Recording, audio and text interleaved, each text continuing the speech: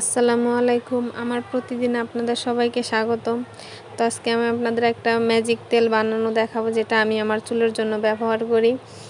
কোথা থেকে কি আনি, কি দেখি, কিভাবে বানাই। এই যে হাতে 200 টাকা নিয়ে এই দোকানে গেছি।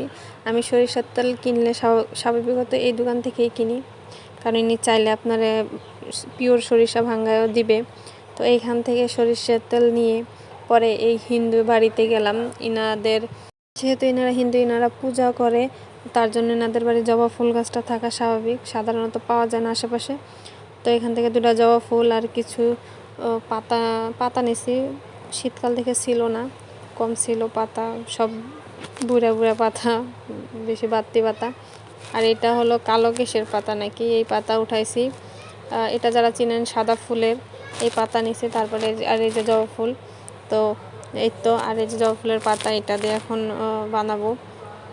তো এই কালো কেশের গাছে বালি থাকতে পারে, প্রতিটা জিনিসে কম বেশি বালি থাকে, তাই সবই ধুয়ে নেব একে একে।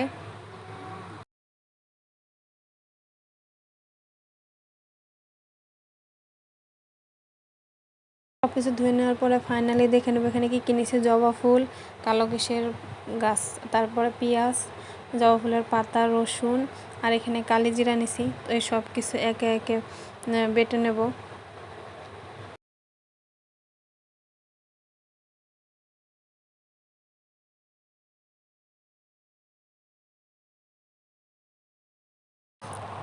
জবা ফুলের পাতা আর জবা ফুল একসাথে বেটে নেব।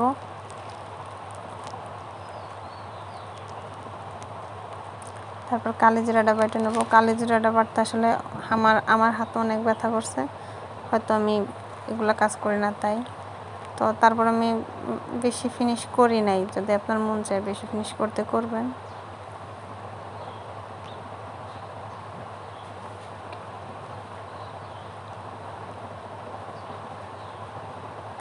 তারপরে পেঁয়াজ আর রসুনটা ভালো করে বেটে নেব। ভালো করে না, আমি কোনো মতে আর কি আদা বাটা দিয়ে নিছি। তারপরে এগুলো সব একে একে এই পাত্রে উঠায় নেব, কারণ আমি এর ভিতরেই মেন তেলটা বানাবো। তো এই যে তেলটা আগুন জ্বালাবো, আগে এটা চুলায় রাখছি। আর এখন এটা কি হলো আসলে জানেন, এটা এখন কারেন্ট গেছে। পরে গ্যাস লাইটাই না চুলা জ্বালায়া তারপরে এই যে চুলার উপর এটা দিছি। আর এটা হলো আমার সরষের তেল। এখন এইটা আমার যতটুকু মনে হবে, যতটুকু প্রয়োজন ওই অনুযায়ী দিছি। তো যতটুকু দিচ্ছি আরেকটু দিতেও পারেন আপনি চাইলে। তো আমি প্রথম হয়তো বুঝতে পারি নাই, পরে ভাবলাম আরেকটু দিলেও সমস্যা নেই। তারপর যা দিছি সেটাও অনেক, প্রায় অর্ধেক দিছি, কম অর্ধেক দিছি, বেশি অর্ধেক আছে। পরে এইটা ভালো করে এরকম ভালো করে ভাজা হবে। একবারে পুরা হয়ে গেলে একটা সময় আপনি বুঝতে পারবেন যে ছাড়া ছাড়া হয়ে যায়। তো 20 মিনিটের মতো জাল হইলেই তেলটা বের হয়ে আসে।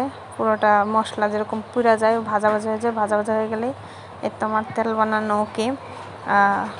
তো আল্লাহ হাফেজ, সবাই ভালো থাকবেন।